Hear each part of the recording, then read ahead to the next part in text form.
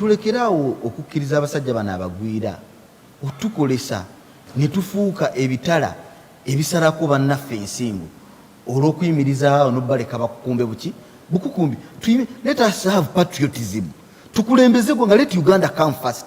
Era kyannaku nnyo tubeera mu kkooti eyo ogenda okulaba ono gwe babbye ssente ekiggundu Amisi oli awoleza oli omuyindi ye Ssentongo oba Kiryowa Kiwanuka omulamuzi ye Ssebugwawo naye nga mu kkooti yange bukyanga atandika okugenda mu kkooti omusango guno twali muyindi yarazze mu kkooti ne tubeera muli nga twerya nga woolaba ensenene okuyimirizaawo obunyuunyuusi n'obutali bwenkanya eri eggwanga lyattu ki Uganda nga tulwana bagamba abayindi batwala bagamba nira tusigaze zikole emirimu.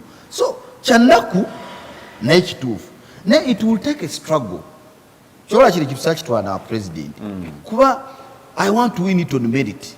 Sagala njagala kireke president mu courts of law nga bannayuganda balina financial protection. Bino byoyagala Uganda bitutuuke ku waliwo amawanga malala gye biri kinyigiriza ffeffe kagana amateeka tega gakoza ffe abali mu Uganda oba ye system ya banking ne mawanga malala. Colonialism was not just brought to Uganda alone. Colonialism n'ensi nga America bazi colonizing naye they outgrew colonialism through era elementary reasons of reason itself.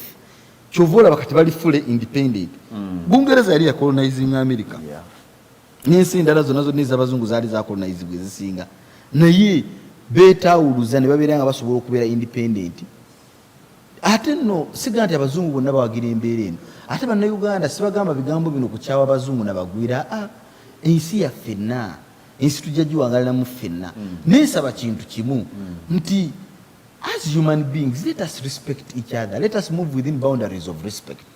Jangu okolera ewange ne tojja kukumba kitegeera leeta nusu bweziti funako kyofunye nange ndekerako kyokoze eki kyondekedde tokola magoba ga bilioni 2 mwaka zonna ozisitula ozitwala ewammwe twalaka 5 1,500 tuzimbe wana amasomero tuzimbe amalwaliro okulaakulane nga naffe otukola ki otukulaakulana ne embeera eriwo ssaawa eno yakunyunyuuta buki abantu bano nga Hamisi Guno oli munene bakumanyi okoze nabo emyaka nga bamaze okulaba kino nti kigenda kujja ogenda kuba exposinga tewafunako phone calls ezikubira ndaga nti jangu tutule wano tukimalire mu Kasonda kiba kyakulya mu nsi y'olukwe ensi Uganda neno nnyo okusinga Kiggundu Amisi tulina okulemeza omutima ogwagala eggwanga kitegeera tulina naye katulabe gye tulaga naye nga bannayuganda bannange mwenna mbakubira omulanga abatulaba era abatuwuliriza titwagale nnyo ensi yaffe